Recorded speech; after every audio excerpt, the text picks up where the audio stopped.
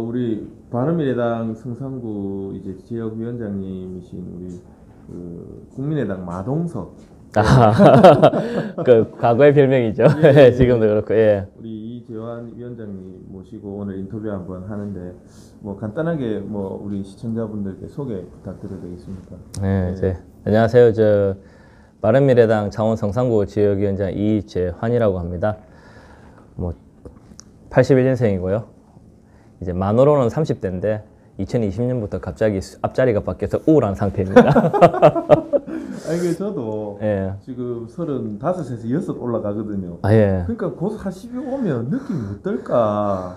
네, 그래서 그냥 만으로 계속 말씀하시는 게 나을 것 같습니다. 만으로는 38세라서 아직 생일이 안 지나서 예. 예, 지금 그래서 뭐 예. 사석에서는 제가 형님이라고 부를 예. 정도의 젊으신 우리 위원장님이신데 제가 성산구 그 주민이거든요. 예, 알고 있습니다. 그러다 보니까 예. 이제 우리 후보자님 뭐 이전에는 후보자님이셨죠. 예. 국회의원 선거를 2번을 나왔어요. 예, 맞습니다. 예. 그리고 성산구가 엄청나게 조금 전국적인 그 관심을 받을 만큼 또 뜨거운 지역이었거든요. 예. 어떻게 그런 지역에서 또 국회의원 선거를 제가 알고 있기로는 뭐 시의원, 도의원 이렇게 밟아 올라가신 게 아니라 처음부터 바로 국회의원 선거로 들어가신 걸로 알고 있는데 네. 예, 그게 웬만한 용기는 아니라고 생각이 들거든요. 예. 그런 계기라든지 이런 게 있으면 조금 말씀 주실 수 있을까요? 일단 그 처음부터 국회의원을 나와서 뭐 이제 주변에서 하시는 말씀이 너무 그런 거예요. 저는 근데 방향성 차이라고 봐요. 예. 이렇게 시의원, 도의원, 국회의원 이렇게 단계를 나누는 게 저는 사실 별로 안 무의미하다 봅니다. 그 예를 들어서 내가 우리 마을에 관심이 있다. 그러면 시의원으로 가는 게 맞고, 내가 우리 도에 경남도에 관심이 있다. 그러면 도의원으로 가는 게 맞고, 그 다음에 저는 법과 제도에 관심이 있습니다. 그래서 국회의원을 도전한 거지. 제가 뭐 처음부터 제가 만약에 우리 마을에 이게 조형물에 이런 관심 많았더라면은 예, 시의원을 했겠죠. 그러니까 저는 결론은 방향성이라고 봅니다. 어디에 방향성을 가지고 가느냐는 거고요. 그 다음에 제가 뭐 여러 번 이런 인터뷰를 했는데 저희 세대가 좀 암울해요. IMF 지나고 난 세대라서 이게 일자리부터 해서 그 제가 어릴 때 배운 교과서에는 그 대한민국은 천연 자원이 부족하고 인적 자원이 풍부하기 때문에 인적 자원을 활용해야 된다고 저는 배웠어요, 교과서를. 그게 정답이죠. 예. 근데 이제 얘기네요. 그 교과서진 얘기죠. 근데 문제는 제가 성인이 되어서 이제 본 대한민국 사회에서는 사람은 도구의 대상이더라고요. 젊음은 이용의 대상이었고. 야, 예, 그래서 저는 그게 너무 힘들더라고요. 특히 저처럼 뭐 배경이 뛰어나거나 뛰어난 스펙을 가지지 않은 사람들한테는 항상 좀 억울한 일을 당해도 참아야 되고. 요즘 말로 부자들. 예, 좀 이제 그런 거를 많이 당했어요. 그러다 보고 좀 이걸 바꾸고 싶어서 고시 공부도 해보고 했는데 돈 벌면서 공부하는 게 너무 힘들더라고요. 힘듭니다. 예, 그래서 그래서 제가 좀 그 붕 떴다가 이제 기자 생활도 좀 하고 했었는데 이제 보니까 적어도 언제죠? 한 34살 정도 됐을 때인가 후회가 되는 거예요. 나는 행복할 수 있을까? 그러니까 나는 왜 이러면서 이제 존재 가치에 대한 의문이 났고 나 같은 사람들한테 좀 도움이 되는 사람, 즉 내가 가지지 못했지만 내 다음 동생들, 그러니까 예를 들어서 말하면 이제 뭐 대표님 또래 분보다 조금 더 밑에 세대들, 밑에란 표현도 아래, 다음 세대, 아래란 다음 세대, 아래란 밑이란 표현보다는 다음 세대를 위해서 이제 뭘 할 수 있을까? 그러면 사람을 키울 수 있는 구조를 만들죠, 정책적으로는. 그 다음에 법은 이제 제가 공부한 법이 제가 억울한 일을 당했을 때 나를 안 지켜줄 때가 있더라고요. 그렇죠. 예. 오히려 사슬이 될. 예, 그때 제가 법정을 알기 때문에 아, 내가 뭔가 해도 답이 없구나라고 느낄 때 아, 이거 좀 바꿔야겠구나. 그런 생각이 들어서 이제 정치에 도전을 하게 됐고 정치에 도전하기 전에 좀 제가 스토리가 좀 있는데요. 특이한 게 아무 그것도 없잖아요. 그러니까 내 꿈을 적은 자기소개서를 들고 제가 만나보고 싶은 정치인들을 만났어요. 만나 계시던가요? 안 만나주죠. 그러니까 제가 또 비메이저 제가 뭐 대단히 유명한 언론사 기자도 아니고 어디였습니까? 그 뉴스부산이라고 이제 부산. 근데 이제 요 경남 지역인데 제가 가장 힘들었던 건 무엇이냐면은 무명의 비메이저 언론사 기자도 누군가를 만나기 이렇게 힘든데 일반 평범한 사람은 누군가를 만나는 게 얼마나 힘들까. 맞습니다. 그래서 저는 다른 사람이 되고 싶다. 누구든지 만나자 하면 언제든지 흔쾌히. 그 대표님하고도 그렇게 바로 흔쾌히 만났던 거고. 나는 다르게 살자. 내가 아픔을 겪었기 때문에. 그렇게 하면서 이제 제가 투자 제안서를 들고 이제 많은 정치인들을 좀 만났어요. 제일 오래 걸린 분은 한 8개월 한 번 만나는데 이제 만나면서 보니까 이제 대한민국의 정치가 결과는 정치가 하는 분들 정치인분들을 만났을 때 제가 그 당시 본 모습은 이민 가야겠다. 나는 한국에 대한 큰 미련이 없어지는 거예요. 왜냐하면 이분들이 가져가는 사회라면은 좀 내가 언론을 통해서 보거나 이런 걸 통해서 본 이분들과 실제 모습이 너무 다른 걸 보고 회의감도 들었고 어쩌면 또 제가 만나고 싶은 분들이 제가 잘못 판단할 수도 있죠. 좋은 분들을 좀 많이 만났어야 되는데 좀 그런 기회를 못 가진 거죠. 그러다가 이제 그 2016년 국민의당이 창당되면서 이제 제 스토리를 알고 있는 이제 국민의당 쪽 이제 관계자분들하고 연결이 돼서 출마도 하고 정치에 도전을 하게 된 거죠.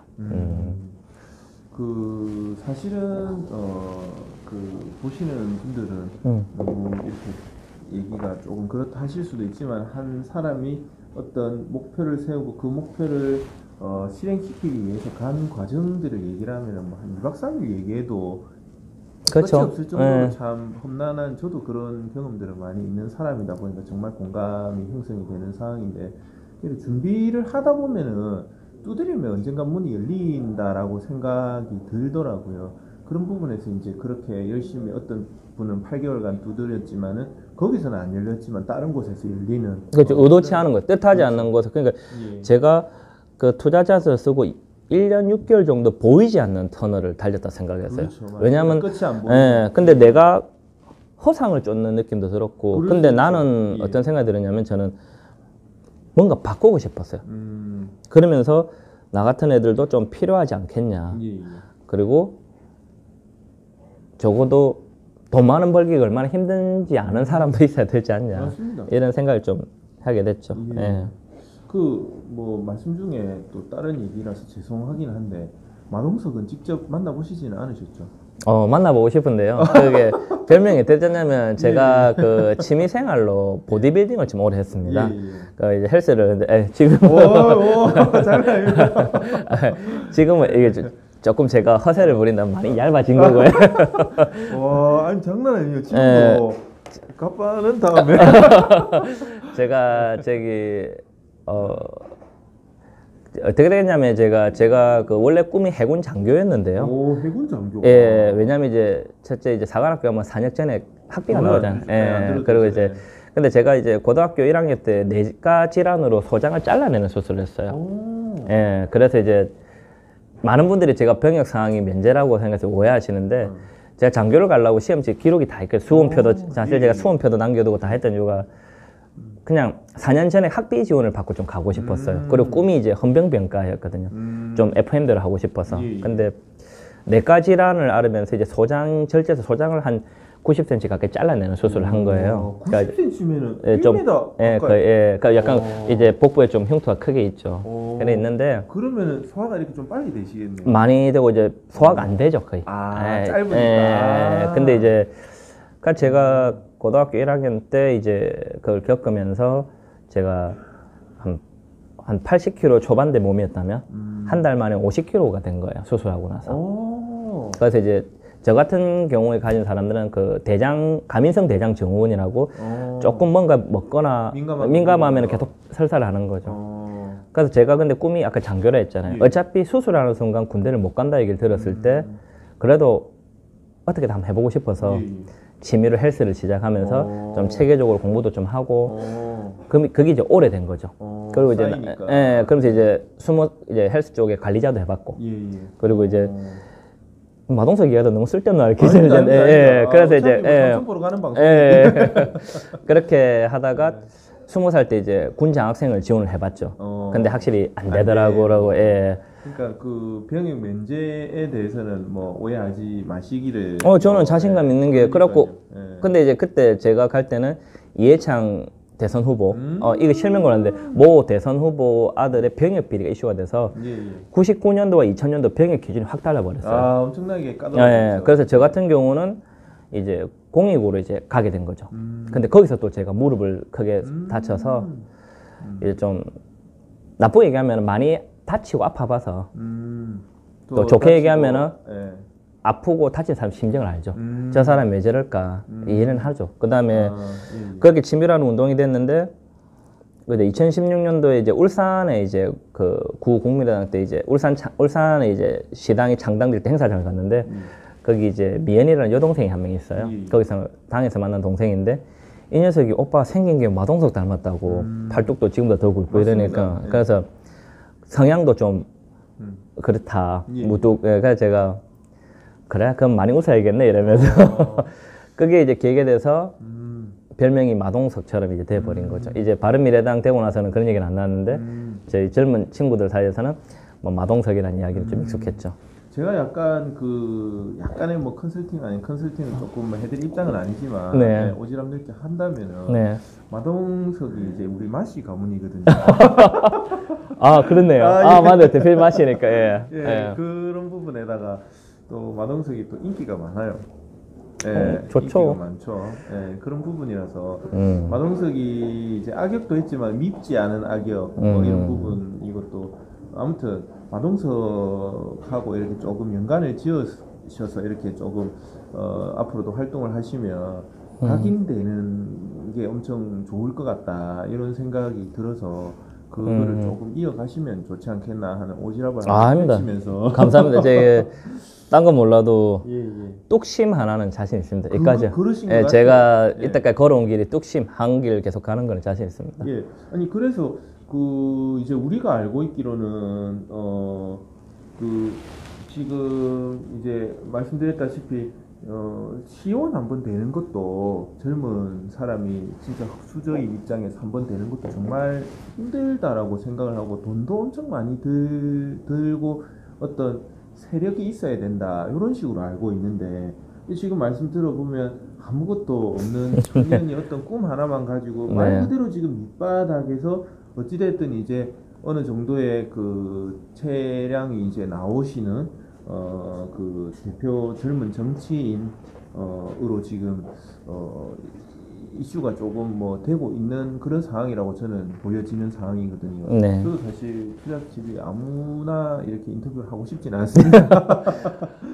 예, 그런 부분에서 어떻게 그 밑바닥에서 이렇게 올라가셨는지를 조금 말씀해 주실 수 있을까요? 일단 어릴 때는 몰랐는데 예. 성인이 되고 나니까 출발선이 다르다는 말과 성장 속도가 다르다는 말은 사실 절감을 해요. 예. 근데 저는 제가 금수저라 생각해요. 왜냐하면 제가 나쁜 길을 안 가고 예. 제가 부정적으로 변하지 않은 게 저희 어른들의 역할이 크다고 봐요. 특히 어머니 역할이 크다고 보기 때문에 그렇기 때문에 저는 그 인성, 그러니까 사람을 대하는 자세나 이런 부분을 잘 배웠다고 생각해요. 그래서 무형의 유산이 예, 있다. 그렇죠. 무용적으로는 제가 예. 잘 배웠고 예. 그게 실질적으로 유형보다 더 큰 것 같아요. 조금 아까 말씀하신 대로 저를 관심을 많이 가지시는 분들은 이제 첫 번째 점 따는 거고 예. 두 번째는 조금 많이 이슈가 된 부분이었던데 아는 분들 밑바닥부터 올라간 케이스가 거의 제가 대표적으로 1호라고 지금 말을 하더라고요. 예.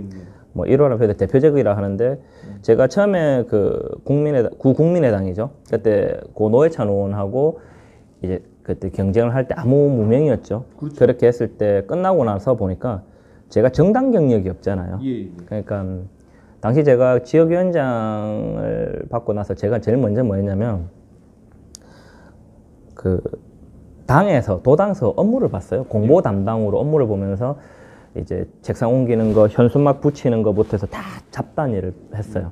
잡단이라는 표현인데 그냥 여러 가지 일을 했어요. 여러 가지 일을 했는데 그러면서 실무적 역량을 계속 쌓아왔어요. 그러니까 제가 그 데일리 한국 인터뷰에 나왔지만 실무적인 역량, 저 페이퍼 작업하는 것부터 배웠어요. 배우고 나서 그러다 보니까 이제 2017년도 이제 대통령 선거가 준비되면서 그 안철수 대선 캠프 쪽으로 이제 올라가면서 이제 제가 서울 생활 시작됐는데 뜬금없이 사실 나타나는 사람들이 많아요. 그리고 사라지는 사람도 많고. 예. 그리고 조금 위에서 이렇게 내려오지, 그러니까 좀 어느 정도 기반을 갖춘 청년들, 예. 성장하는 청년이 아니라 갖춘 청년들이 많이 내려와요. 예. 그러니까 저처럼 올라간다? 아니면 뭐 배운다? 성장한다? 굉장히 어렵죠. 특히 서울하고 지방이 또 달라요. 그렇죠. 서울은 가깝기 때문에 중앙당이나 이렇게 가기 좀 편해요. 예, 그렇죠. 근데 지방은 힘들거든요. 맞습니다. 그래서 제가 이 부분에 대해서 어떻게 답을 해야 될지 모르겠습니다만은 좀 많이 힘들었어요. 그리고 처음에 그 도당에 있을 때도 뭐 여기 제 보도자료 메일을 받은 기자분들은 아실 수도 있는데 예. 밤 12시에도 보낸 적이 있어요. 업무를 하다 보면. 왜 그렇게 도당에서 열심히 일을 했냐. 실무를 쌓고 싶었어요. 그리고 내가 뭔가 하겠다고 하면 일단 기본적인 역량은 갖춰야 된다고 생각을. 예, 그래서 이제 했고 또 올라갔을 때도 뭐 아무도 없잖아요. 죄를 아는 사람도 없고. 예, 그렇죠. 그런데 그때 이제 경남신문 서울 본부장님 댁에서 제가 잠을 잤어요. 그 제가 근데 그때 그 캠프에서 정해진 숙소도 선배 숙소 있었지만은 거기 말고 제가 좀 불편하다 보니까 편하게 잘 수 있는 곳도 좀 그 주변에 좋은 선배들이 있다 보니까 여기까지 온 것 같고요. 여기까지 왔다기보다 지금까지 할 수 있었던 것 같고 또 그냥 열심히 했어요. 아침 6시 캠프 있을 때 같은 경우는 아침 7시나 8시에 회의 들어가면 새벽 2, 3시 퇴근하고 그럼 뭐 몇 시간 안 자고 오는 것도 기본이고 그냥 열심히 했다? 근데 제가 생각할 때 이제 그것 또한 꿈과 목표, 열정이 있어서 가능했지 않느냐 그런 생각이 들거든요. 네, 꿈이 없었더라면 또는 열정이 없었더라면 또 내가 어떻게 가야 될 내 목표 지점이 안 보였더라면 네, 그렇게 견뎌낼 수 있었을까 하는 생각이 들거든요. 뭐 틀만하죠. 좀 많이 힘들긴 했어요. 예. 정신적으로 외로웠고 육체적으로 고통스럽기도 하고 경제적으로도 힘들었고 여러 가지 요소가 있었는데 그냥 제 스스로 뭔가 다 하려고 하다 보니까 근데 제가 조금 하면 저는 뭐가 되고 싶은 건 없어요. 내가 어떤 사람이 되고 싶냐라고 물어보면 답은 없어요. 근데 내가 무엇을 하고 싶냐 물어보면 자신감 있게 이야기할 수 있어요. 그러니까 제가 그때 모든 주어진 일에 최선을 다했던 거는 내가 하고 싶은 목표죠. 그 목표를 이루기 위해서 내 스스로를 다듬는 거라고 담금질한다 생각을 했죠. 그래서 열심히 하는데 아직은 좀 부족하네요. 근데 그 다른 거대 양당들도 있고 또 성산구 같은 경우에는 또 이제 그 진보 강세 지역이다 보니까 예. 정의당도 있고 이런 상황이 왜 그 새로 창당된 국민의당을 선택하셨는지와 또 그 제가 알고 있기로도 이제 대선 캠프에서 인사팀장 기획조정실 기획조정실의 인사팀장님까지 하시곤 했었는데 국민의당을 선택한 이유와 그 안철수 대표님은 또 어떤 분이셨다라고 느끼시는지 지금 향후는 또 어떤 생각이신지도 한번 여쭤봐도 될까요? 이제 대표님에 대해서 향후에 대해서는 제가 뭐라 말씀드리기 어렵어요. 그러니까 이제 대표님의 향후보다는 제 말씀 그러니까 국민의당을 선택하고 국민의당 이제 바른미래당이 됐기 때문에 제가 이제 당적을 바른미래 갖고 있는데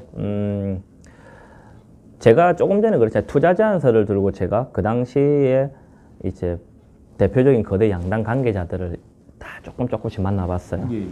뭐 청와대 고위 공직자도 만났고 출신에 그 다음에 뭐 광역자치단체장 출신 분도 만나고 이렇게 여러 번 만나봤는데 똑같더라고요. 제 눈에는 그냥 차이를 모르겠었어요. 본질적인 차이를. 그러니까 이제 거대 양당의 구체적인 차이와 본질적인 차이를 모르겠어요. 뭐 관념론적으로 머리로 말하는 차이는 있는데 행동과 이런 부분에서 차이는 잘 모르겠더라고요. 그리고 그러다 보니까 좀 새로운 정치에 대한 갈망을 했죠. 좀 새로운 모습의 새로운 정치, 새 정치를 갈망을 했고 이제 새 정치의 대표적인 아이콘이 안철수 대표님이셨기 때문에 그렇죠. 전 대표님이기 때문에 이제 하고 안철수 대표님에 대해서 이제 많이 말을 한다면은 그 평가한다면은 제가 그 뉴스원 인터뷰에 한번 한 적이 있는데요. 그 대한민국 정치 발전에 어쨌든 기여를 했다고 봅니다. 예. 인정합니다. 그 다당제를 만들었고, 인정. 그 다음에 A, B, 1번, 2번만 있는 선택지에서 3번으로 만들어 주셨고, 맞습니다. 또 다양한 정치 실험을 통해서, 예. 그러면 제가 꿈꾸는 새정치와 안철수 대표님의 새정치가 무엇이냐면 저는 간단하게 생각합니다. 새정치에 대해서 구체화된 게 없다, 뭐 이런 비판도 많은데요. 새정치는 제가 인터뷰 했던 말대로 과거로부터 이거 바꿔야겠다 생각하는 걸 바꾸는 그 과정 자체가 다 새정치고 결과도 새정치라고 봅니다. 그 새정치의 중심이었던 안철수 대표님이 계셨기 때문에 이제 국민의당이라는 창당이 되었던 거고요. 그 덕분에 저 같은 시민들도 뭐 제가 좀 굉장히 짧은 기간에 제가 지금 2017년도 그때 올라가서 2017년도 6월부터 제가 그 당의 부대변인 생활을 계속 지금까지 해왔었거든요. 좀 연임을 했는데 이때 거대 양당 구조로 보면 저 같은 애는 성장할 수가 없어요.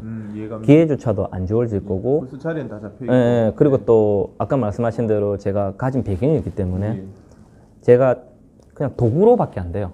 물론 뭐 보는 시각이 않지만 저는 그런 느낌을 많이 받았기 때문에. 근데 제가 안철수 대표님의 그 새정치가 있었기 때문에 저같이 돈 없어도 나올 수 있는 애들. 그 다음에 새로운 인물. 나이는 젊지만 기득권과 똑같은 사고를 가진 그런 사람이 아니라 새로운 인물들이 나올 수 있는 공간을 열어주셨다는 것에 대해서 높이 평가를 받아야 된다 생각해요. 거기 이제 저 같은 인물도 들어가는 거고, 제가 거기서 뭐 조금 운이 좋았고, 좀 선배님들의 좋은 조언과 후배들이, 동생들이 많이 챙겨준 덕분에 이제 단기간에 굉장히 압축적인 경험을 쌓을 수 있었던 거죠. 혹시나 안철수 대표님이 다시 그 국내 정치에 복귀를 하신다면, 네. 그때는 또 어떻게 그래도 뭐 이렇게 생각은 해놓으신 게 있지 않겠나 싶은데. 제가 그 부분을 말씀드릴 수 있는 게 아니라서 차라리 제 개인 행보를 물어보신다면 그러니까 저는 전제로 어떻게 그냥 새정치가 하고 싶어요. 새정치. 새정치를 그럼 새라는 단어가 늘 뭐 프레시 뭐 새롭다는 뜻으로 사람들이 막 새라는 단어를 쓰는데 제가 보기에는 말은 새인데 행동은 훤해요. 네, 근데 제가 봤을 때는 적어도 지금 제가 이때까지 걸어온 길이나 제가 지금까지 가고 있는 길은 제 나름대로 새롭게 간다 생각을 해요. 충분히 인정합니다. 예, 네. 그렇게 새롭게 간다 생각하고 또 이제 대표님께서 이제 복귀하시고 하시는 행보에서 제가 도울 일 있으면 당연히 돕고 그 다음에 제가 또 주어진 곳에서 최선을 다해야 일단 내가 주어진 곳에서 최선을 다해야 뭐 다른 걸 할 수 있는 거지. 맞습니다. 예, 뭐 제가 막연하게 뭐 한다 이거는 좀 아닌 것 같고. 그 말씀이 궁금했거든요. 이제 안 대표님이 국내 복귀하시면은 이제 어떻게 하실지를 이제 우리 위원장님께서 어떻게 하실지에 대해서 궁금했었는데 답변을 명쾌하게 해주셔서 제가 주어진 곳에서 하고 그다음에 제가 할 도리도 다 하고 그다음에 그 안철수 대표님께서 언급한 새정치의 중심 안철수 대표님의 그 가치. 그러니까 제가 들고 싶으면 개인보다는 우리나라 정당사에서 안철수 대표님이라는 가진 그 고유의 가치, 특성 가치, 진짜 소중한 거거든요. 맞습니다. 예, 그 새정치 또는 다당제라는 이 개념을 저는 좀 유지하는데. 너무 중요하고 지금 다니면은 그놈이나 똑같다. 그거나 똑같다. 이런 말씀 엄청 많이 들리거든요.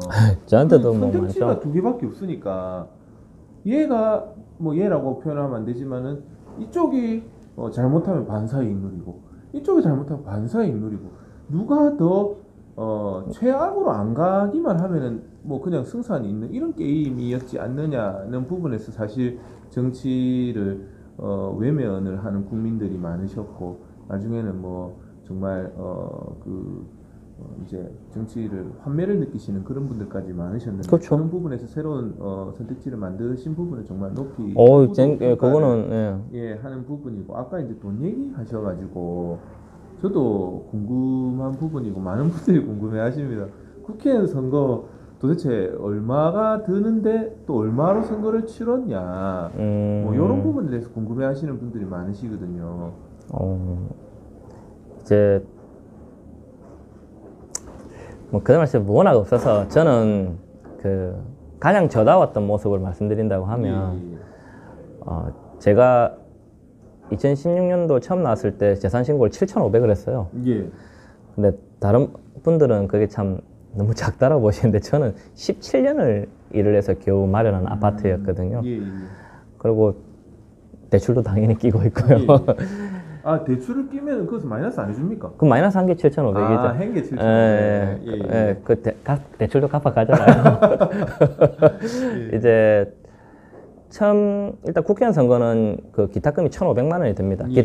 기타금은 선거 비용이 아닙니다. 예, 예. 그 이제 후보 맡기는 등록, 거죠. 예, 예. 그리고 15% 이상 되면 100% 찾아가고 예. 10% 되면은 이제 50% 정도 절반. 예. 예. 근데 이제 선거 비용은 이제 법정 선거 비용에서 쓸 수 있는 돈이 있습니다. 법정 선거와 관련해 쓸 수 있는 돈이 있는데 뭐 1억 6,800 정도 성산구 기준으로 각 지역마다 다 다릅니다. 예. 성산구는 뭐 이번에는 어떻게 될지 몰라도 제가 이번 보궐선거 때 같은 경우는 뭐 1억 6,800 이런 식으로 올라갔거든요.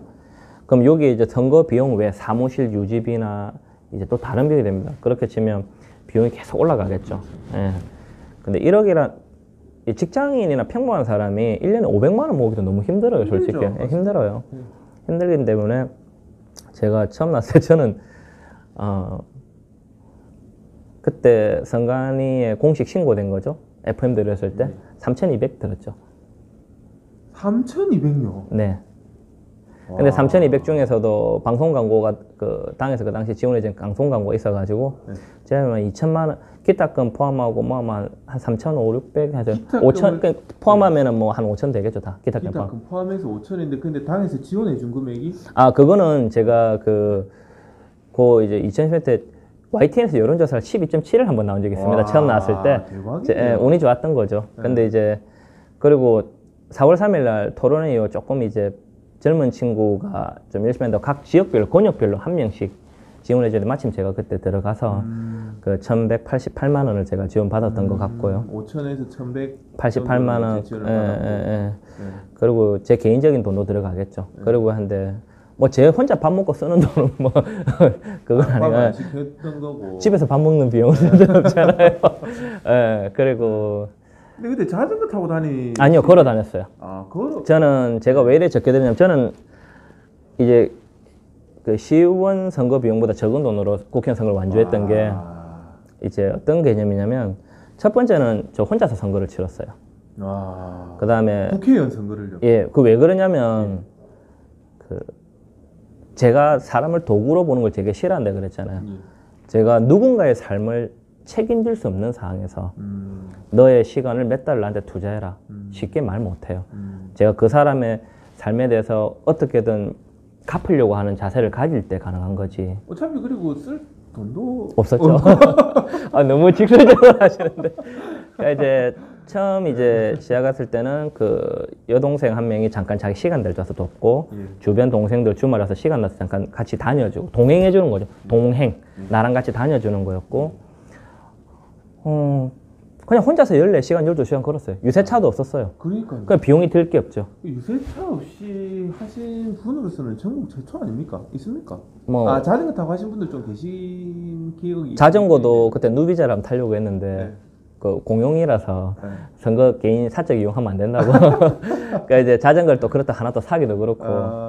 그러니까 제가 가진 게 멀쩡한 2다리니까 2다리로 12시간. 그러니까 눈을 딱 감으면 성산구에 뭐가 있는지 다 보이죠. 건물이 바뀌는 것과 이게 다 보이시는 거죠. 그리고 이제 본선 때 이제 제가 자랑스러운 오늘날에 저를 활동할 수 있는 기반을 만들어주는 동생이 총 3명이 있죠.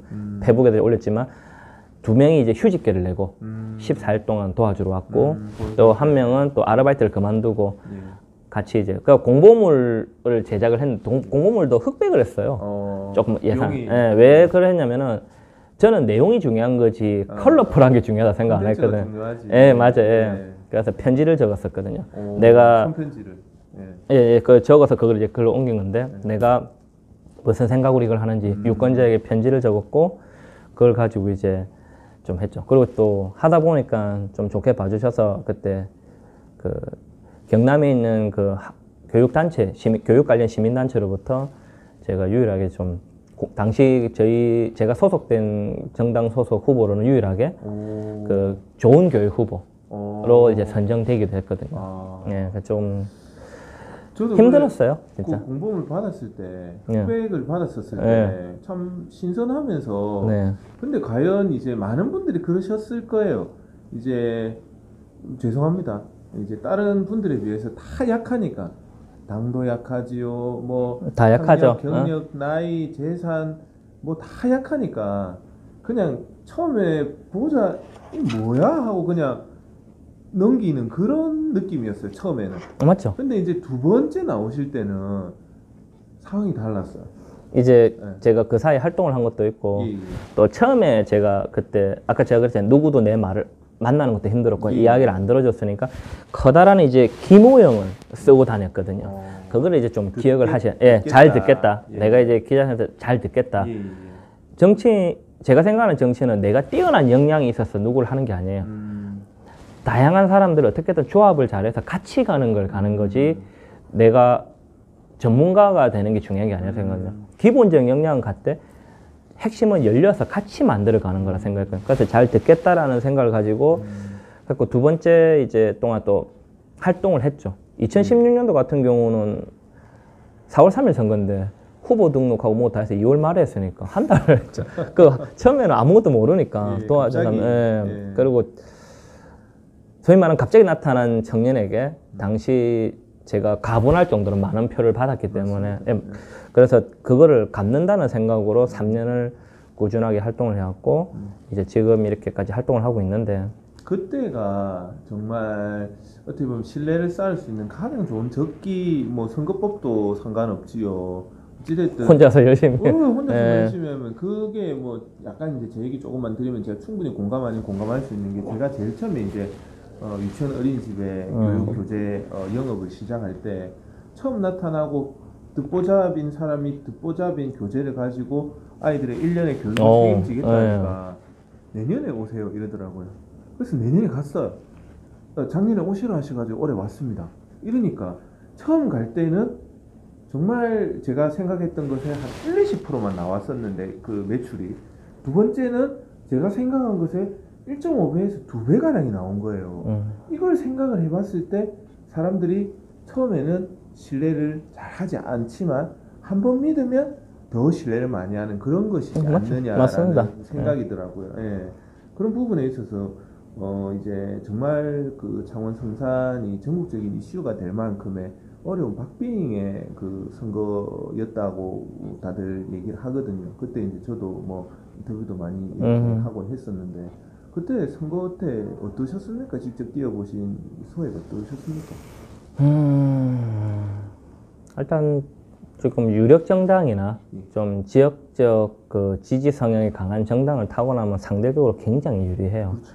그 유리하고 일단 기본적으로 아까 말한 선거 보전 비용이라든지 기본적인 표가 나오기 때문에 제가 잘 나고 못 나오고 중요한 게 아니라 기본적인 표가 나오기 때문에 깔고 가는 표가 예, 있죠. 그래서 뭐 그러다가 뭐 만약에 바람이 불거나 이러면은 굉장히 좋은 결과를 봤을 수 있죠.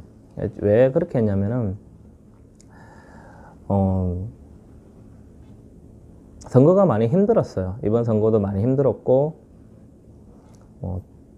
좀 정신적으로도 괴로웠고 좀 많이 괴로웠지만 제가 좀 선거 부분은 조금 이렇게 많이 넘어간다면 굳이 다른 이야기를 좀 하고 싶은 건 뭐냐, 그 선거를 견디고 이제 지금까지 이 활동을 할 수 있는 거는 부채의식이에요.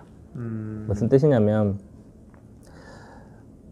좀 마음이 많이 아프고 힘들었을 때도 제가 처음에 출마 선언을 뭐라고 했냐면은 보통 출마 선언을 하잖아요. 저는 이제 그 당에서 이제 부대변인께서 국회에서 근무를 하면서 사실 국회에서 하고 내려오는 게 많잖아요. 보통 출마 선언을 지역 정치인들이 서울서하고 지역으로 내려오는 경우가 거의 일반적이에요. 그 저도 이제 출근하니까 이제 편했는데 저는 반대로 했어요. 창원에서 하고 서울로 갔거든요. 왜 그러냐면은 아무것도 없는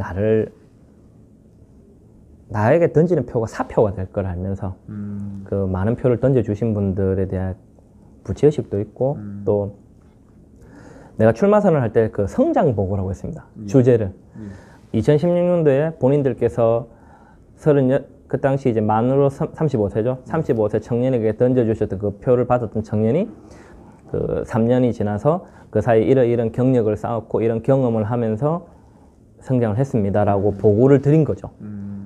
그러니까 그 부채의식이라는 게 크죠, 채무라는 게. 그리고 또 선거 기간 때 뭐 저를 응원해준 또 정당을 가입하고 나니까 두 가지가 생기더라고요. 첫 번째, 지역위원장으로서 지역구 당원을 모집해야 되니까 제가 지금 바른미래당에 대해서는 좀 바뀌었는데 이제 합당을 하면서 국민의당 기준으로는 제가 경남에서 당원이 두 번째로 16개 지역에서 젊은 당원이 많고 좀 압도적이었죠. 이제 청년들이 많다는 말은 다르게 뭐 오프라인 모임이 안 돼요. 각자 생활이 바쁘니까 예, 온라인 카톡 투표나 이런 건 잘하는데 오프라인 모임은 잘 안 돼요. 이제 나를 믿고 첫 정당을 가입해 준 청년들이 생각보다 많고 또 이제 바른미래당이 되고 이 과정 1년 이 과정을 다 같이 견뎌줬고 또 두 번째는 정당을 들어가 보니까 제가 전국 청년이 수석 부위원장을 현재도 뭐 하고 있지만 국민의당 때 전국 청년 수석 부위원장을 제가 했어요. 경남부터 강원도까지 제가 대선 때 다 같이 사람들하고 같이 함께 하자 했었거든요. 저보다 나이는 어리지만 정당 경력이 많아요. 이 정당에서 좀 활동을 많이 했던 동생들인데 이제 선거가 끝나고 나면은 회의감표 탈당을 하는 경우가 많아요, 사람들이.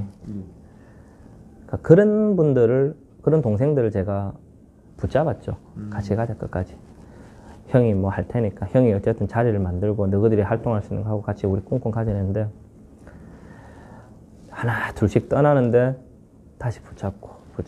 제 지역도 마찬가지고 붙잡고 했는데 그럼 내 개인적으로 힘들어도 끝까지 제가 할 수 있는 건 다 해야 되지 않나. 내가 그 사람들을 선동한 게 아니라면 내가 조금이라도 책임의식을 가지고 있다면 해야 되고 또 지역에서 내가 뭐 제가 제일 싫어하는 건데 비즈니스 차원에서 출마하고 자기 이름을 저 별로 안 좋아하거든요. 정치는 공적의식이 굉장히 강해야 돼요. 내가 누군가를 위해서 할 것인가 무엇을 할 것인가 강해야 되는데 내가 이제 그런 부분에 대해서 좀 이제 좀 지역 주민들에게 그래도 행사장이나 어디 가면 아 누굽니다 인사를 하는데 나 똑바로 살아야 안 되겠습니까? 그리고 내가 있는 곳에서 최선을 다해야 뭐 그 다음에 있는 거고. 그러니까 지금 뭐 선거가 힘들으셨다라고 물으셨을 때 100% 힘들었죠. 너무 힘들었고 여러 가지 이유가 있겠지만은 그래도 지금까지 잘 견뎌오는 거는 아까 말씀드린 그런 부분, 그런 부분입니다.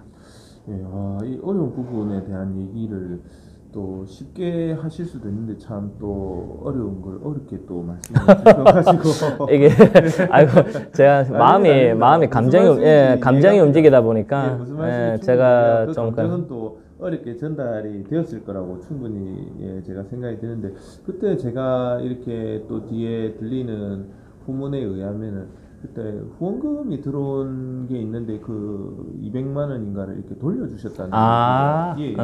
그건 어떤 일입니까? 제가 이제 처음 나왔을 때 예. 이제 그때 이제 박빙이었어요. 두 후보 간에. 그렇죠. 이제 처음에 이제 총 저랑 포함해서 4분이 나오셨는데 이제 두 분이 단일화를 하시면서 이제 곧 이제 두 분이 단일화하고 거대 정당 둘과 그다음 요 지역에 강한 진보성에 강한 단일화하시고 이렇게 있는 거죠. 그럼 제가 끼어 있는 거잖아요. 패스포트였다 맞죠? 그러니까 이제 핵심은 뭐 저의 당선을 기대하는 분보다는 누구 표를 많이 갉아먹느냐 내가 누구 거를 많이 뺏어 먹느냐. 양쪽이 박빙이니까 누구 걸 뺏어 먹으면은 당연히 그렇죠. 한쪽이 유리하고 그러니까 나의 존재가 누구에게 득이 될지 실이 될지 이런 이야기가 좀 있었죠. 그러니까 이제 좀 이 뭐 대표님하고 인터뷰하다 보니까 이게 참 영상 앞에서 이러면 안 되는데 감정이 근데 근데 재밌었죠. 재밌었던 게 아무것도 없는 젊은이 그래 열심히 하면 도와주는 게 아니라 어떻게든 이용하려고 하는 거죠. 그래서 이제 제가 누구 표를 갉아먹느냐 가지고 뭐 자기들이 당락이 자신 뭐 그리고 뭐 겉은 뭐 걔 뭐 얼마 안 나올 거야 같이 가던데 하지만 절대 안 그렇거든요. 항상 긴장을 하기 때문에. 근데 이제 뭐 여러 가지 유혹과 제한들이 되게 많았어요. 이걸 저는 날짜와 모든 걸 다 기억하고 있지만은 뭐 아니라면 아닌 거니까. 그러니까 이제 뭐 근데도 제가 꼿꼿하게 앞길 가다 보니까 핵심은 제가 이제 내가 선거를 완주하는 게 도움이 되는 쪽과 도움이 안 되는 쪽이 있을 거 아닙니까? 예, 그럴 수 뭐 그런 식으로 뜻가시를 따지는데 쟤를 선거를 완주시키는 게 목적인 쪽이 있었나 봐요. 네. 그래서 뭐 회의 때 제 유세차 만들어 주자라는 회의를 했다라는 말을 들은 적도 있고 이거는 뭐 팩트인데 제가 그 당시 캠프에 근무했던 사람한테 캠프에 근무했던 사람한테 직접 뭐 했던 사람이 얘기를 하던데 뭐 그런 이야기 듣고 뭐 어떻게 저를 활용하느냐 저희가 활용 대상이 되는 거죠. 제가 제일 싫어하는 도구가 되는 거죠. 그러다 보니까 돈이 없잖아요. 그때 제가 선거사무소도 부동산 사무실 반을 임대했었거든요. 그러니까 한 2평? 1평? 그냥 실공간만. 저는 선거 사무실이 필요 없다 생각하거든요. 왜 나는 아침에 나와서 새벽까지 돌아다니니까 그냥 계속 걸어 다니니까 혼자서. 밖에 사람 만나면 되니까. 그리고 사무실에 누가 찾아오는 것보다는 전화 주면 내 어디 있다면 거기 지나가다 만나서 커피 한 잔 먹고 가면 되는 게 그게 오히려 지역 경제에 도움이 된다 생각했어요.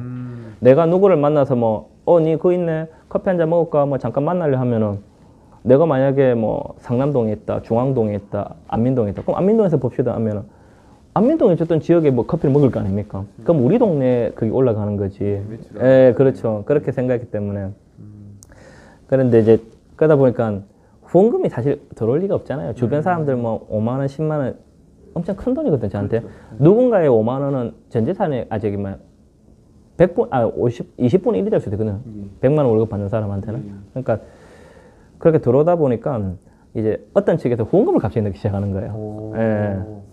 이제 성함을 딱 보니까 이거 조금 정치적 성향이 있는 분들인 거예요. 조사를 해보니까 딱 보니까 보니까 갑자기 아침에 후원금이 들어오니까 나한테 보내줄 사람이 없는데 너무 고마운 거죠. 그래서 이제 순수한 의도로 후원금이 들어오지 않는다라는 걸 확실히 알았던 거죠. 그래서 이제 아침에 바로 그때가 4월 3일 지나고 4월 7일 정도 예상합니다. 그러니까 제가 선관위에 신고를 했죠. 신고를 하고 그 후원금을 4월 6일인가 7일 정도로 기억하는데 후원금을 반환을 했어요. 그날 하루는 선거운동을 못했어요. 왜냐하면 선거가 4월 13일이었거든요. 4월 13일인데 4월 7일이면 중요한 시점 중 하나거든요. 뭐 하루 안 한다고 달라지는 게 하지만 후보자 입장은 하루라도 최선을 다하고 싶은 거거든요. 그러니까 선거운동 안 했죠. 후원금 돌려주러 다녔죠. 그러니까 그 돌려주게 된 거는 그때 이제 어떤 분이 법적으로 문제 없는데 왜 돌려주냐. 근데 제가 했던 말이 저는 제 스스로 뭔가 하고 싶었지 진짜 저를 좋아서 해주는 분이 있으면 몰라도 그게 아닌데 특정한 목적을 가지고 저를 해주면 제가 어떻게 그걸 하겠냐고. 그럼 제가 옆에 같이 있는 동생들이나 주변 사람들한테 내가 뭐가 되냐고. 내가 솔직히 그 돈 저한테는 엄청 큰 돈이지만 이제 나는 안 그러고 싶다고. 그러면서 이제 선관위에 신고가 있더만 그때 어떤 그분이 할 말이 후원금 돌려주는 놈은 처음 봤다. 새로운 역사를 많이 쓰셨네요, 그간에. 뭐 짧다면 짧고 길다면 긴 시간 동안.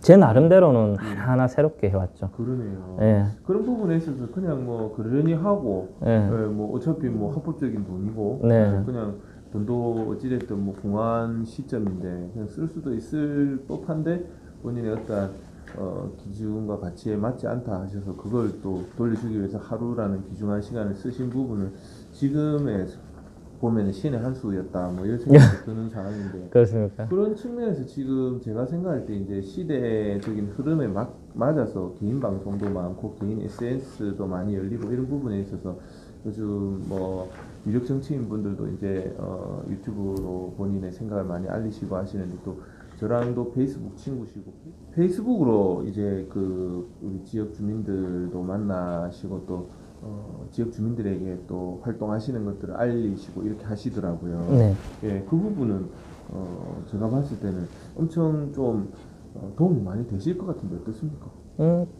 도움이 되죠. 그리고 저는 그거밖에 없어요.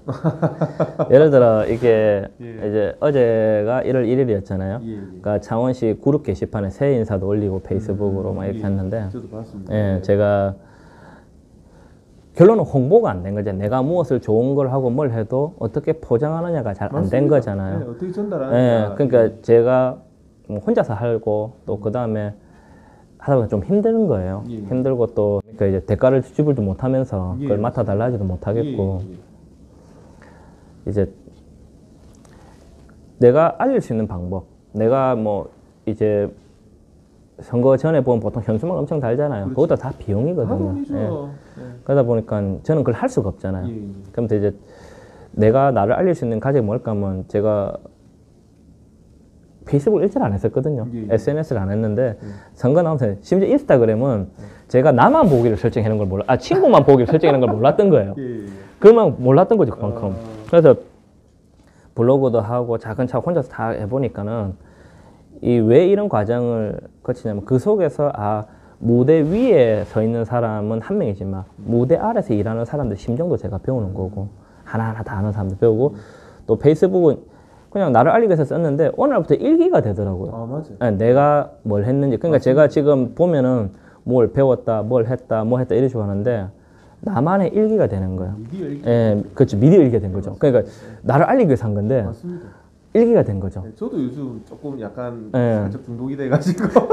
그러니까 이제 그러면서 이제 거기 일기를 쓰다 보니까 조금 사진도 좀 예쁘게 좀 찍고, 찍고 싶고. 예, 좀 아니 그러니까 좀 찍으라 하고, 예, 그다음에 예. 글도 좀 좀 센스 있게. 예, 센스 있게 해서 너무 기자실 왜 못 쓰겠어요. 근데 나는 그냥 내 일기 그냥 뭐뭐 했다 아이처럼 적더라도 또 사진도 막 찍은 거 올리는 거 보지 말지 그랬지만 그게 왜 그러냐면은 좀 나의 활동을 내 스스로를 반성하는 것도 되고 그게 다 기록이 남잖아요. 맞습니다. 그러면 나중에 내가 어떤 그 초심을 지키지 못하거나 내가 그걸 돼서 내가 그리고 반성도 할 수 있고 맞습니다. 네. 또 말 그대로 일기장이고 페이스북 덕분에 좀 홍보도 많이 된 건 있어요. 차이 납니다. 예, 그 홍보도 되고 인스타그램이나 이렇게 어제 같은 경우도 이제 그 대학교 후배 어떤 분이 인스타그램으로 계속 저하고 소통하다가 그 서로 좋아요만 누르다가 예. 자기가 서울에 있다면서 그 사실은 대학 후배다 이렇게 연락이 온 거예요. 예. 그것도 알게 되고 예. 예, 그렇게 된 거죠. 어. 유튜브도 제가 대표님께 좀 많이 배워서 좀 해야 되는데 아이고 제가 뭐 부울경 크리에이터 연합 대표로서 예. 또 유튜브 채널도 있으시더라고요. 이전에 예. 정산이 그 하다가 예. 지금 잠깐 대기 중입니다. 예, 근데 그 제가 보면 저는 이제 페이스북도 하면서 유튜브도 하는 입장에서 네. 일단 페이스북에 일기로 이렇게 올릴 수 있는 것들을 올려놔요. 그러면 그거를 이제 가지고 나중에 유튜브에 이제 영상화 작업을 할 수가 있는 거거든요. 핸드폰에만 그냥 넣어놓으면 이게 정리가 안 돼요. 핸드폰에만 쌓아두면 정리가 안 되기 때문에 이걸 하루하루 그냥 저도 페이스북에 업데이트를 하거든요.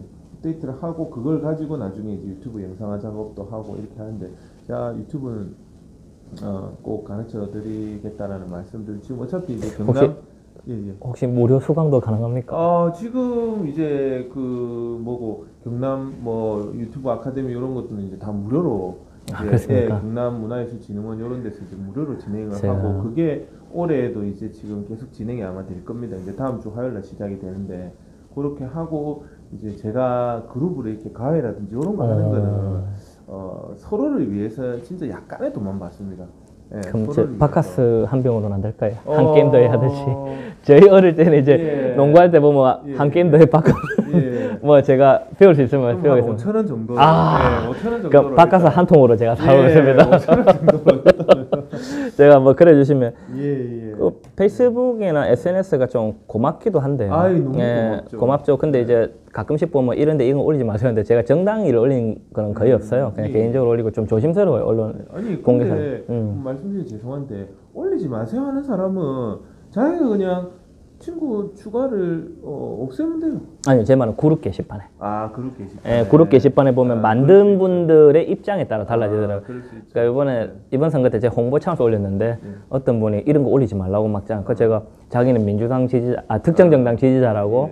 그 제가 공개된 그룹인데 왜 내가 하지 못하냐. 뭐 이해는 되는데 좀 그런 게 아쉽고 그 페이스북 일기를 적으면서 좀 지켜야 될 게 좀 하나 있다 생각해요. 두 가지 정도 하는데요.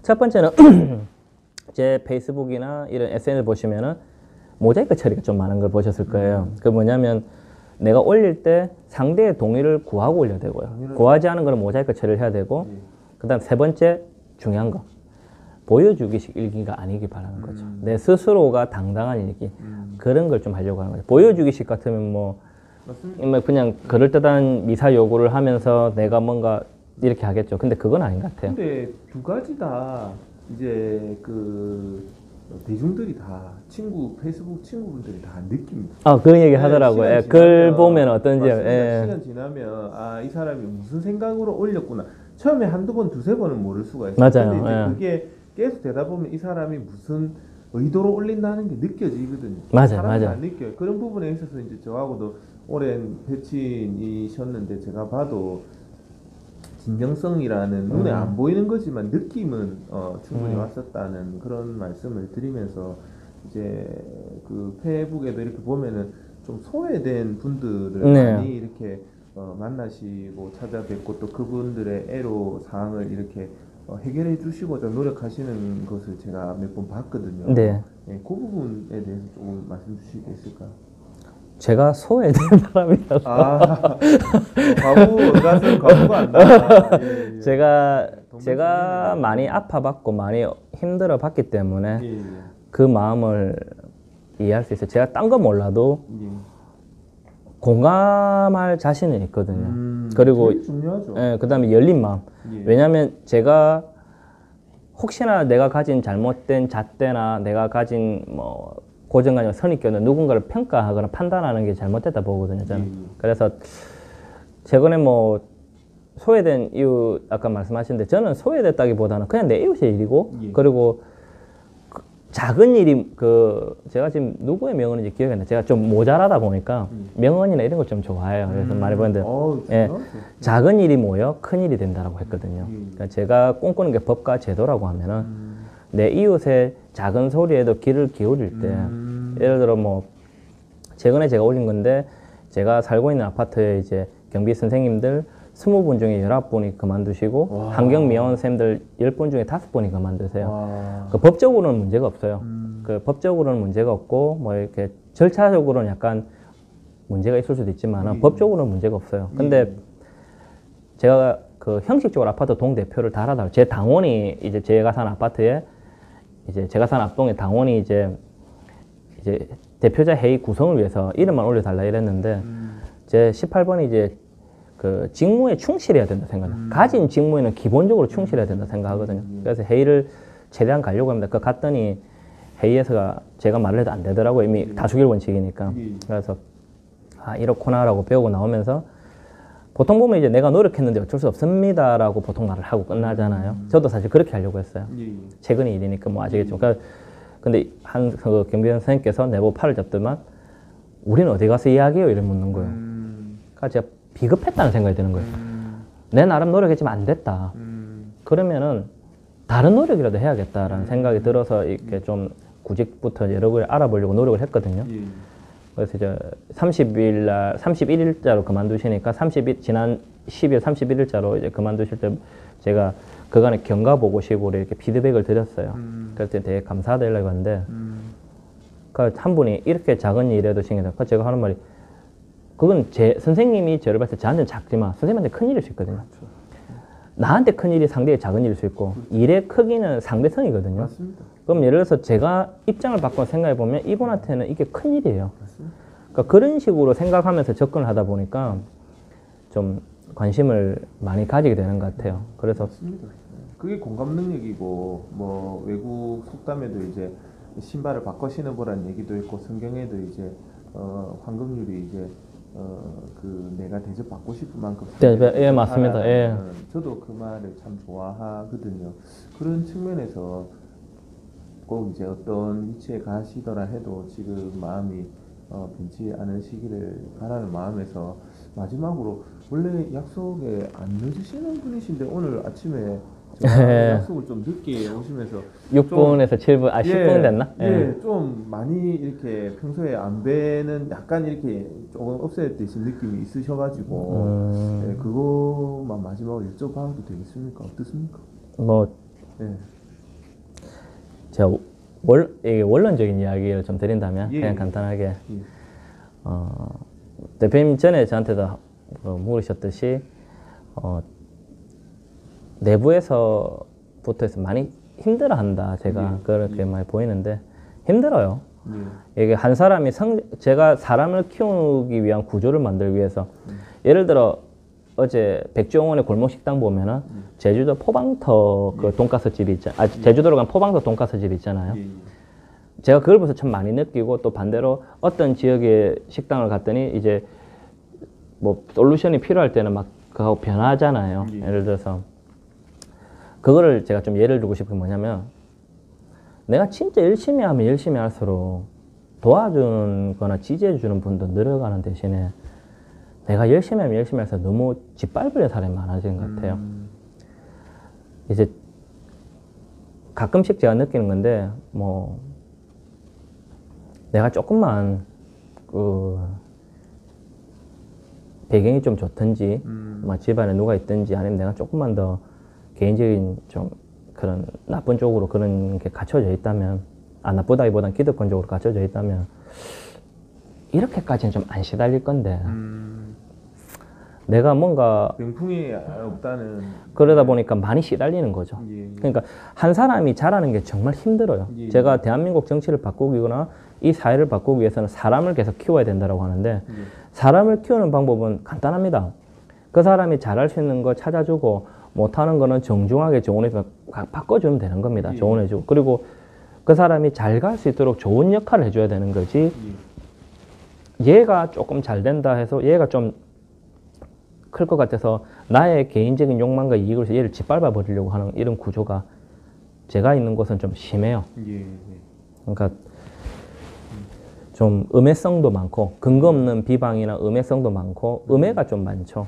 근데 이제 제 본질적인 성격이 되게 싫어합니다. 제 18번 대사가 정직이 최선이라 생각하는 게 뭐 모른다 하고 부딪혀야 되는 건데 잘못 이제 좀 그런 거를 많이 겪죠. 대표님하고 전에 잠깐 이야기를 한 부분인데 앞에 오늘 또 아침에 또 그런 일이 있어서 이제 뭐 약간의 뭐 구체적으로는 말씀 주시기는 어렵고 오늘 뭐 하려고 하면은 많은데 제가 왜 바보가 되고 뭘 해도 참고 있냐면은 내가 꿈꾸는 새 정치는 남의 치부를 드러내서 내가 합리화시키고 그런 거 싫거든요. 그냥 내가 그냥 참고 말지 이런 건데 올해는 조금 고민을 하는 게 있어요. 참으니까 바보가 되더라고요. 나쁘게 말하면 하더라고요. 이해해주고 배려해주니까 뭐 진짜 바보가 되더라고요. 진짜 가만히 있으니까 진짜 가만히 그리고 누구보다 싸우라고 하면 잘 싸울 자신 있거든요. 근데 그렇죠. 아니요 맞죠. 근데 솔직히 근데 내가 그렇게 해버리면 기존의 기성의 잘못된 간섭이나 그런 행위들을 답습을 하는 거죠. 그래서 예를 들어 뭐 조금 힘들었던 거는 뭐 색칠을 하는 거죠 나한테. 그리고 또 의도를 가지고 의도를 하고 색칠을 하고 계속 배제를 하려고 하고 계속 이제 제가 없는 데서 만들고 이런 게 너무 이제 지겨운 거죠. 그러니까 저는 뭐 대표님 저하고 소통하면 느끼겠지만 본질적으로 그런 걸 되게 싫어요. 그리고 말을 타인에 대한 비판이나 비판도 조심스럽게 하고 비난이나 그게 지금 그거잖아. 이 사회가 네가 많이 내가 많이 모아이면 도식으로 싸우고 갈등으로만 가잖아요. 저는 약간 이해가 안 되더라고요. 이해가 안 되는 게 뭐 정치적인 성향이 다르다고 해서 진짜 적과 악운을 분류를 해서 이렇게 네 편, 내 편을 나누더라고요. 저는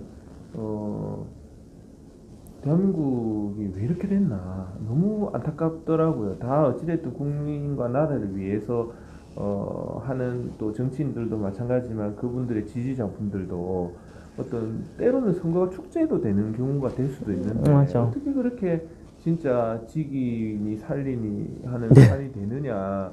그래서 사실 제가 이제 그 투만갑이라 해서 투잡스가 만나러 갑니다. 뭐 이런 이제 그 네이밍을 좀 붙이려고 하는데 이 투만갑을 하면서 상대방에 대해서 안 좋은 얘기를 하는 분의 영상은 절대로 올리지 않겠다. 그런 생각을 그 좋은 겁니다. 그 좋은 겁니다. 그게 이제 기존에 우리가 그렇게 싫어했었던 어떤 이제 서로 그 상대방이 조금 손해를 보면 내가 반사의 이익을 누리는 이건 그렇죠. 아니거든. 서로 선의의 경쟁을 해서 서로 이 사람이 잘하면 내가 더 열심히 해서 더 잘하면 되는 건데 이 사람을 누르면은 내가 이기겠다라는 것은 정말 제가 생각할 때 1차원적이고 곧 그런 부분들은 시간이 조금만 지나도 드러나지 않겠나라는 생각을 하면서 아무튼 그런 부분에 있어서 힘을 가지시고 또 우리 뭐 투잡TV 같이 또 그런 힘든 부분을 토로할 수 있는 또 개인 방송이 열린 부분도 참 고무적이라 생각을 하면서 아무튼 좀 추측성 어떤 멘트라든지 또는 기사나 이런 부분들은 조금 자제를 해주시면 좋지 않겠나 뭐 이런 생각 맞죠. 뭐 드리면서 예. 혹시나 뭐 한 말씀 더 하시고 싶으면 마무리로 한 말씀 해주실 수 있을까요? 어차피 지금 뭐 그 향후에 이제 이것은 과거에 대한 뭐 말씀들을 했었고 이제 향후에 제가 이제 여쭤보고 싶은 어찌됐든 정치를 하시고 싶은 이제 그 꿈과 목표를 가지고 계신 분이고 그런 측면에서 제가 여러 가지 이제 여쭤보고 싶은 부분 다음에 또 다루는 걸로 하고 네. 예, 오늘 그거에 대해서 한 말씀 해주시면 일단 뭐 초대해 주셔서 감사하고 네, 말씀을요. 두 번째는 제가 가야 될 길을 대표님이 뭐 다음에 또 구체적으로 질문하시면 언제든지 바로 해주시는데 조금은 다르게 가야 될 것 같아요. 좀 대한민국이 저는 사람이 좀 성장하는 사회로만 했으면 좋겠고 제가 아까 제주도 포방터 이야기를 했잖아요. 그때 백종원 그 대표가 거기가 돈가스를 만들 수 있는 사람들이 크는 공간이 됐으면 좋겠다. 저는 거기에 대한 제 가치관이 그런 거거든요. 다양한 사람들이 성장할 수 있고 해외로 진출할 수 있고 우리나라 사람들이 그리고 또 제 꿈이 다들 물어보면 이상하다는데 제 꿈이 평범하게 사는 거예요. 그게 제일 어려운 거 아니에요? 네, 제일 어려운 건데 평범하게 사는 사람이 왜 정치 도전을 하고 정치 활동을 하고 있냐 물어보면은 법과 제도가 바로 서야 제가 안 변해요. 평범한 사람은 의지할 게 법과 제도밖에 없어요. 근데 법과 제도가 잘못됐을 때 상처를 받으면 굉장히 부정적으로 변해요. 사람 인생이 망가지거든요. 맞습니다. 무슨 말씀이신지 네, 그렇기 때문에 내가 평범하게 살고 싶어서라도 법과 제도를 바로 세우려고 제가 노력을 하는 거고 그 다음에 제가 가는 길이 앞으로 험난할 것이라고 생각을 해요. 하는데 제가 자신 있게 말씀드릴 수 있는 거는 그냥 아까 말한 마동석 같은 이미지죠. 뚝심 있게 뭐 성난 항수 비슷하게 소처럼 그냥 가만히 잘 걸어갈 자신이 있습니다. 그리고 지켜봐 주시면 좋겠고 그리고 그 창원에 일단 유튜브 산업 자체가 굉장히 약합니다. 제가 그 청년 문화 예술인들하고도 많이 교류를 하는 편인데요. 왜 그러냐면 저는 사람을 키우는 데 관심이 많아요. 그러면 이 투잡스 TV가 훨씬 더 잘 돼야 되고 제3의 투잡스 TV들이 많이 나타나서 좀 긍정적인 영향을 줘요. 누구를 욕하고 뭐 그다음에 음해성 뭐 이런 거 하지 말고 적어도 우리 세대만큼은 바뀌었으면 또 반대로 선배 세대들한테 부탁드리면은 적어도 선배 세대들이 겪었던 안 좋은 모습을 우리 세대에 안 물려주고 반대로 우리 밑에 또 다르게 우리 밑에 세대들은 좋은 양분을 받아서 좀 발전적으로 갔으면 좋겠다라는 말입니다. 네, 그런 걸로 하는데 좀 길었네요. 아닙니다. 오늘 장시간 너무 수고 많으셨고 예. 그럼 어떻게 뭐 이게 무슨 인사를 사랑합니다. 제가 창원시 농아인협회 경남 농아인협회 창원시 창원지회 후원회장 겸 통해서 수화 통역센터 운영위원이거든요. 예. 근데 이제 제가 수화를 하게 된 계기는 그냥 수화 교실을 한번 재미로 배우러 갔다가 보니까 소통의 단절이더라고요. 제가 아까 기 쓰고 한 거 잘 듣겠다는 거잖아요. 그러니까 제가 그분들의 말씀도 잘 들으려면 배워야 되죠. 그렇죠. 그러니까 이제 적어도 옆에 통역사 분이 계시더라도 적어도 기본적으로 내가 만났을 때 안녕하세요라고 이 존재합니다. 안녕하세요 뜻이거든요. 적어도 이 사람이 아는 걸 내가 이야기를 할 때 마음의 문을 열고 나한테 대해주지 않을까 싶어서 기본적인 수화는 조금 하거든요. 예. 참 평범하게 살기가 어렵다 맞죠? 네.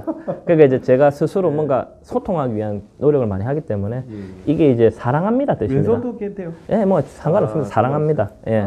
그럼 어떻게 뭐 사랑합니다 이렇게 합니까? 예, 사랑합니다. 그 가수들 피스 이게 아니라 사랑합니다. 수화로 사랑합니다 뜻이라서 이것도 좋은데 가끔씩은 이렇게도 좀 해주시면 어떨까 싶습니다. 그럼 사랑합니다 하면서 마무리. 예. 그 투잡스 TV 사랑합니다. 사랑합니다. 구독자 여러분 사랑해요. 구독과 좋아요를 눌러주세요.